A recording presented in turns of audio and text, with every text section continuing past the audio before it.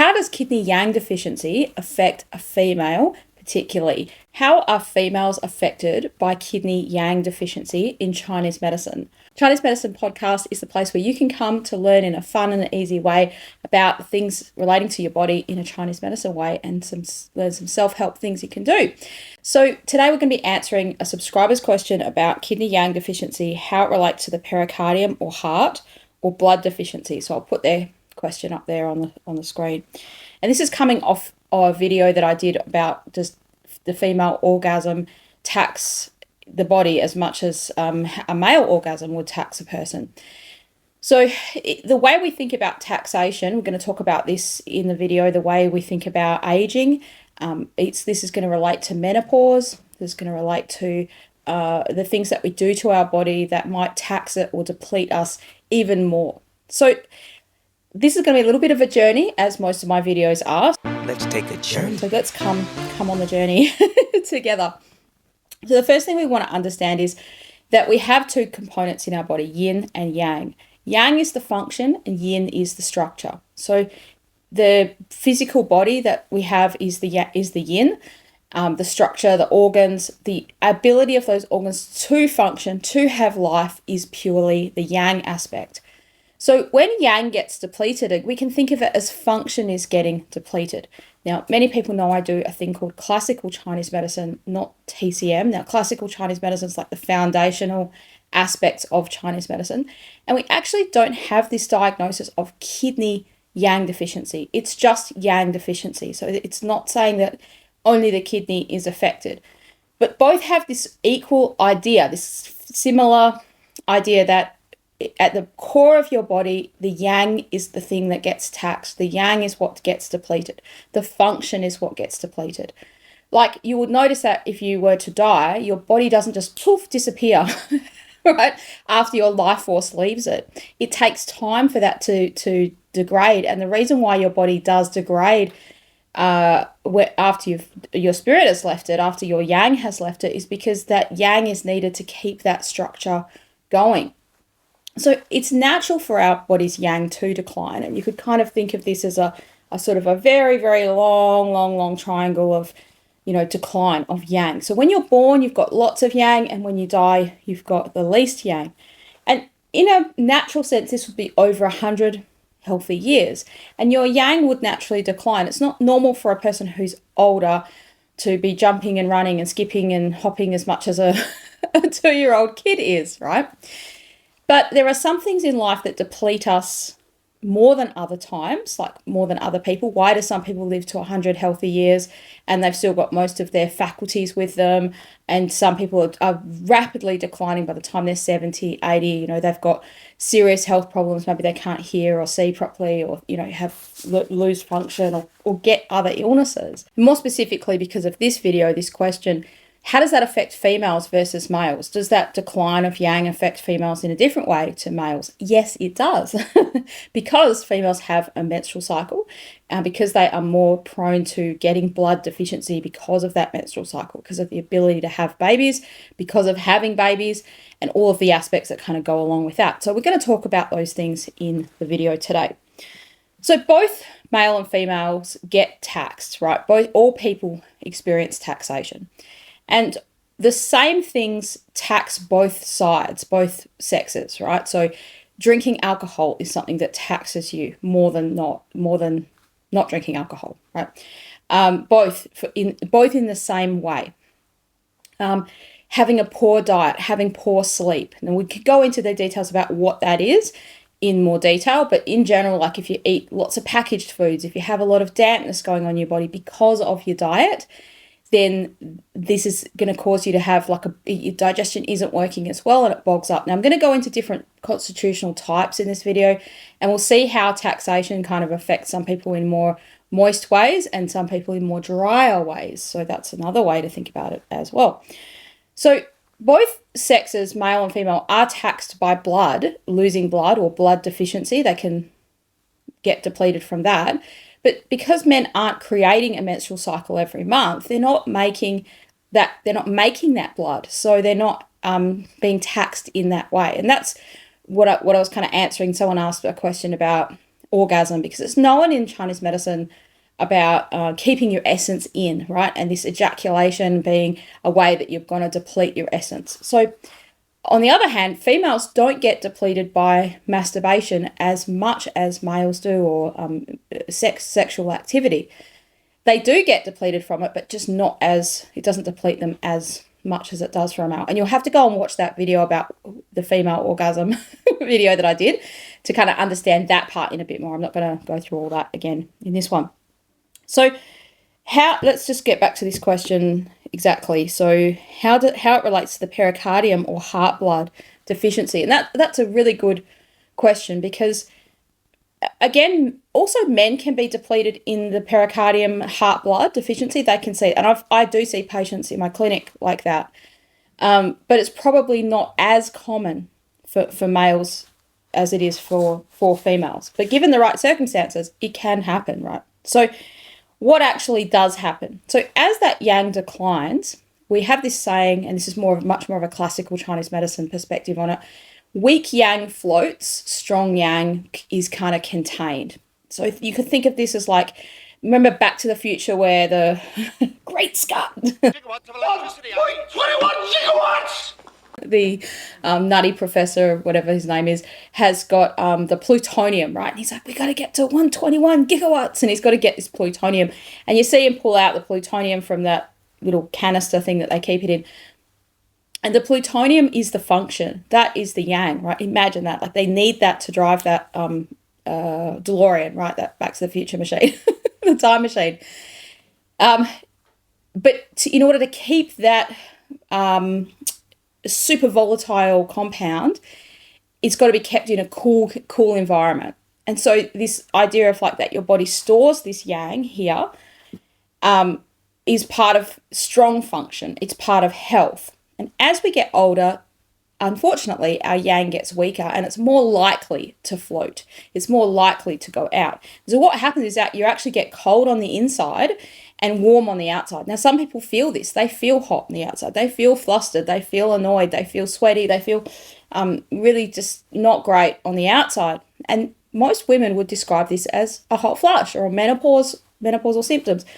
Perimenopausal symptoms, maybe they're coming up to that, or they might think, oh, I'm too young to have menopause, why am I having this? And yes, on one side, it can be hormonally related, but in Chinese medicine, we think of the yin and the yang as keeping those hormones in control, so they're what's keeping it in balance.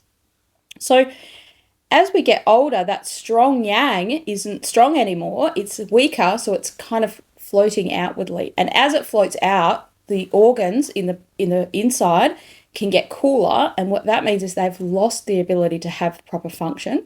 And then, depending on what type you are, whether you're a wet type or a dry type of constitution, will depend on what kind of symptoms that you get. So we have these two types, so wet types and drier types, right? Wet types of people tend to get more puffy. Drier types of people tend to get more skinny. Wet types of people tend to get fluid retention, and they don't always have this, but they might think, if I didn't keep my diet really strict, this is what would happen to me if they didn't really pay attention to that, or they didn't exercise enough. Even with that, they might tend to get puffy or easily puff out. Wet types of people tend to be more sweaty and clammier quite easily. Drier types of people tend to not sweat as much or not sweat as easily. So these are all just on a spectrum, okay? It's normal to be able to sweat. You should be able to sweat, but you shouldn't be sweaty and all the time. And also, and likewise, you shouldn't be able to just never be able to sweat. So dry types of people tend to get dry skin. They tend to get, I've seen some patients where their skin is literally like leather. And they say, oh, I've always had it like that. And that's your constitution. You could think of that as your genetic makeup. Some people tend to be more drier types. Some people tend to be more wetter types. Now, this also talks about what happens to our bowels. When we get deficient, drier types of people, can you guess what would happen? They'll get more drier and pebbly stools, and also more constipation or skipping days, not going. So they might not describe it as constipation, but they might just think, well, I only go every 2 days. And that it tends to be on the drier side, and it would be more unusual for them to get loose bowels. More wetter types of constitutions get more diarrhea. They might get more looser bowels. They might go several times a day. And if they keep everything in check and they monitor their diet and keep within those parameters that's good for them, maybe it's fine. But if that goes out of balance, that's what happens. They tend to get diarrhea, or they tendency to, before you get diarrhea, tend to get sticky stools. Like it's hard to, maybe there's a lot of wiping there, it's hard to go.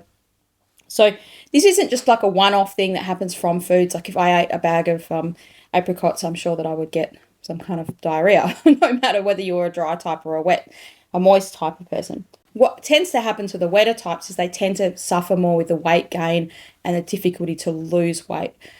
It becomes harder as you get older. So, and what's happening for that person is that as their weak yang kind of floats outwardly, their organs are colder on the inside, and so therefore the metabolism side of things is a bit sluggish, a bit slower, that kind of stuff. So that's happening. Now, this person on the question specifically asked about pericardium, heart, or blood deficiency. So over the course of a woman's life, lots of things can happen in their menstrual cycle, which might lead to very difficult menopause time. So we've got these concepts. We've got the concept that you're going to age, your yang is going to decline. You've got the concepts that people have wet types and dry types, and how that decline affects the different types that we are. And then we also have this concept of blood deficiency for females that more affects them. Why? Because of your menstrual cycle. So if you just had a regular menstrual cycle and you had a couple of kids in your life, and in general things were pretty good, like it's normal when you have a kid, you're going to have some sleepless nights, you're going to have some disruption there, right? You are going to use energy and blood to create a baby. That's not taxing like directly, but if you had 10 babies, you had 5 miscarriages, or you had lots of cycles of IVF and it was really hard to get pregnant, you had a lot of emotional trauma relating to that stuff, or you had a very difficult menstrual cycle, you might have had endometriosis or adenomyosis or some kind of osis, some kind of heavy bleeding issue where you didn't stop bleeding, your cycle, had something like that. That's going to deplete you more. Now, it might just be, like, let's say you had a few cycles where it was heavy bleeding. That's probably not too bad. But if it was months and months, this tends to happen for women. It's something that would, maybe all their life they've had it, or for a significant amount of time they've had that issue. That can deplete you more than if that hadn't have happened. Other ways you can get blood deficient is a surgery. So if you had a cesarean and there was a lot of bleeding there, or you've had other surgeries, and this is how men typically will get more blood deficient, is that. Now, the other one that people are probably not going to want to hear, but I have to say it, is your diet. So in Chinese medicine, being a vegetarian or being a vegan is going to increase your chances of blood deficiency. It doesn't directly cause blood deficiency, but meat treats blood deficiency, right? So if you are a vegetarian or a vegan and you eat mostly cooked foods, you don't eat too much raw stuff, and you haven't had any issues with your menstrual cycle, and you haven't had too many pregnancy difficulties, all those things I've just said, then you might be okay. You might not have too many issues. But if you have had those issues, or you've had a lot, you've had traumatic things going on with births or trying to get pregnant, and you don't eat meat, there's not much substance there in a Chinese medicine perspective for you to replenish that blood out of. And you would know that through what's going on with your cycle. Like, so what can happen is people can get very scanty periods. There's just not enough blood to make a period. Now, we are getting to the pericardium and the heart in this scenario. So what happens is the menstrual cycle is like a surplus of blood in your body. If your body gets so depleted, especially so blood deficiently depleted, you might not have any menstrual cycle at all. And we see this in people that are athletes, people that are really severely ill, their cycle stops. They get what's called amenorrhea, which means no period. There's literally not enough substance to make a period. And in a way, you could think of this as, in an evolutionary sense, it's like, okay, if you were to get pregnant now, it would cause you so much detriment that, you might die. So sometimes that can be because of an emotional thing. So, I mean, imagine you're a hunter-gatherer and, you're in a state of war or something, and there's so much fear and worry. It's like, well, the last thing you want if you're traveling around all the time and trying to find security for your family is to have another baby, right? So in a way, your body puts that on hold. And for some people, it can happen from that emotional difficulty, emotional stuff. But also from a physical perspective, there's just not enough nutrients. It's like your body's saying, okay, there's not enough nutrients to sustain your own body, let alone create a second life. So we'll just put that cycle on hold for now. And that's the reason for some people why they get a halt in their menstrual cycle. So getting back to that, with that blood deficiency, is that blood also is needed to nourish the pericardium and also nourish the heart.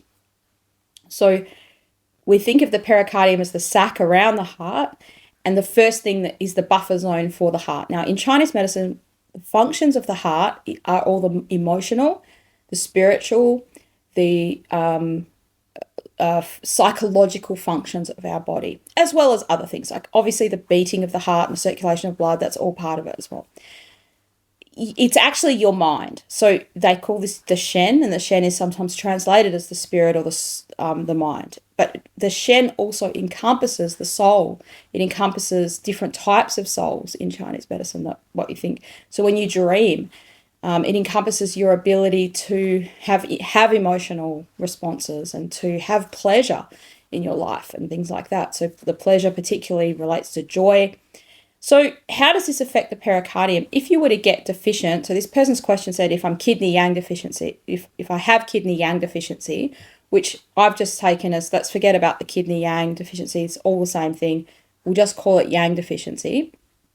So if I have that yang deficiency, what would happen to my pericardium? So two things can happen. One is you can have a lack of desire and a lack of joy and a lack of fire there. It's part of the fire element. So you need some of that. Now, if we think about the 5 elements, you have wood, fire, earth, metal, and water. So what generates fire is wood.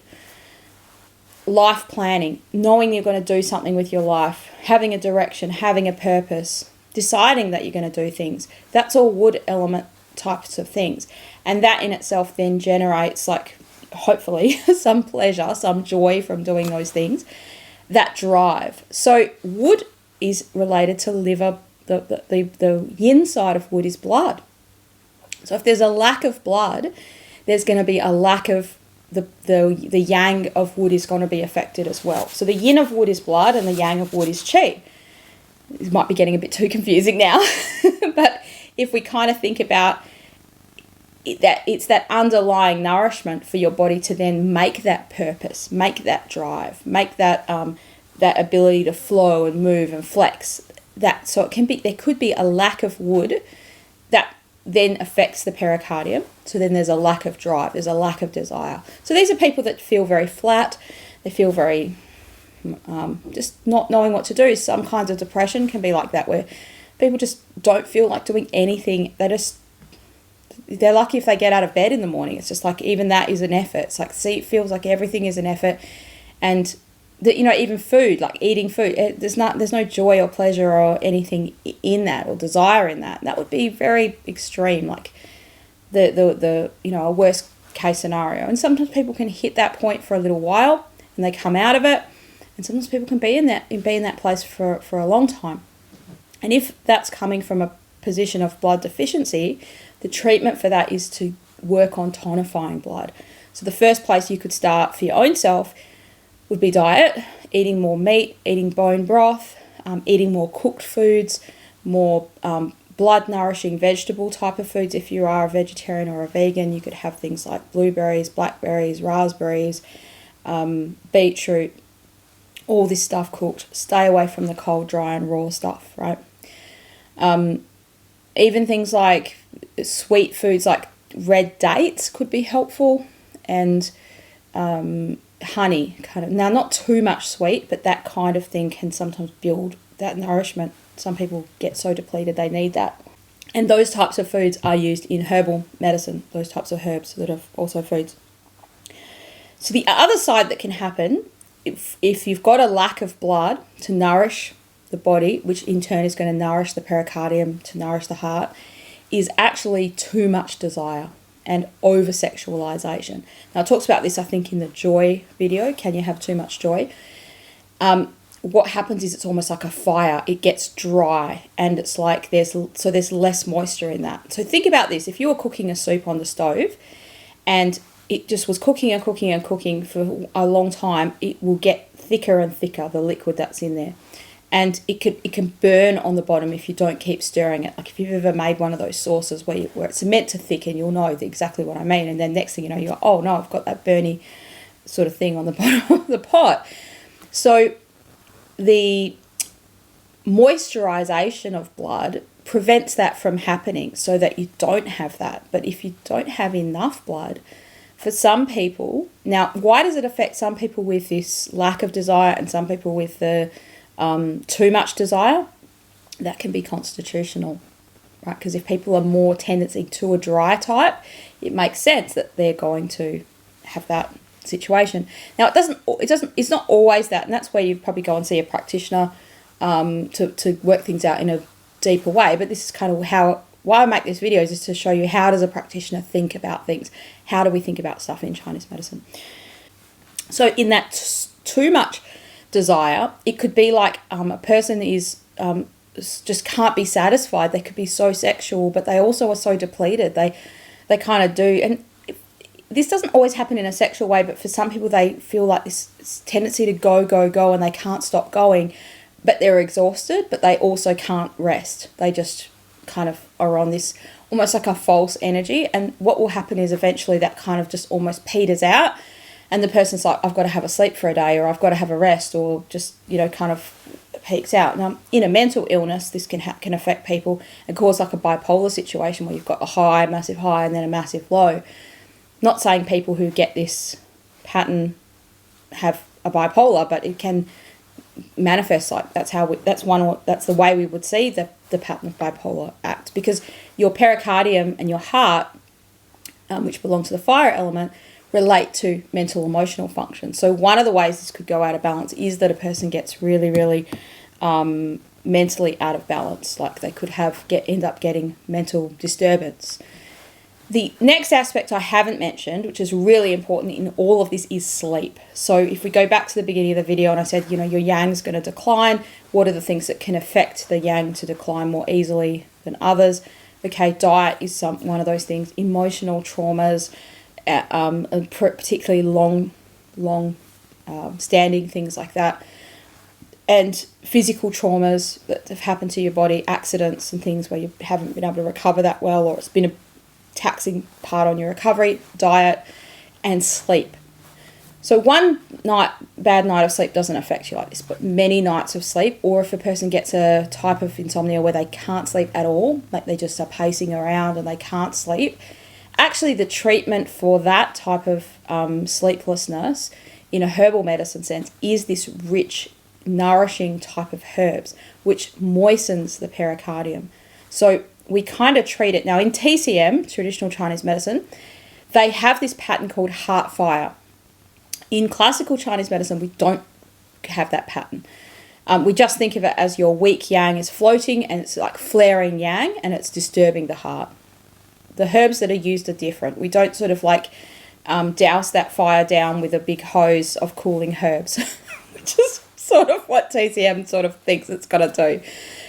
Because that fire is like precious. In classical Chinese medicine, we sort of think more like, scoop up that fire and put it where it's supposed to be, so that it returns the fire to where it's supposed to be, rather than like, let's just douse out that fire with a big herbal hose of something cooling, right? I don't use those herbs so much anymore, so I forget what they are now, but I think you'll get the idea. So we kind of think, and we often actually use warmer herbs that send the fire here. So by using the warmer herbs, it like encourages the fire to go into where it's supposed to go, back into the lower part of your body, particularly in your small intestine, which coincidentally is a fire element organ. So you have your heart as a fire element organ and your small intestine. Actually, your fire element has 4 organs associated with it, the fire element, not just 2 like the others. That's for free. Anyway, so I hope this video has been useful and helpful to you to kind of understand how does it kidney yang deficiency affect a female, or in classical Chinese medicine, how does yang deficiency affect a female, particularly relating to heart or blood deficiency? So if you're interested in learning more about Chinese medicine, we'll click on some other videos that I've got here. But you can also do consultations with a practitioner. You can see me if you want to do that by Zoom. People can find out more about that in the link below. But I also encourage you to just find a practitioner nearby you. If you're looking for a referral for someone in my system of herbs, I just offer that service to people. If I have time to find you one, you can send me an email and I'll do my best to do that. But please send me your not your physical address, but at least your suburb or your state, we just call it a suburb in Australia, like your city or whatever, wherever you live, so that I can help you as best I can. So Chinese medicine's amazing. I love it. I hope you're loving it too. And if you've got a question about it, put it in the comments below. Don't forget to subscribe to the channel. I'm trying to reach 10,000 subscribers this year. Get on board and be part of it. Thank you.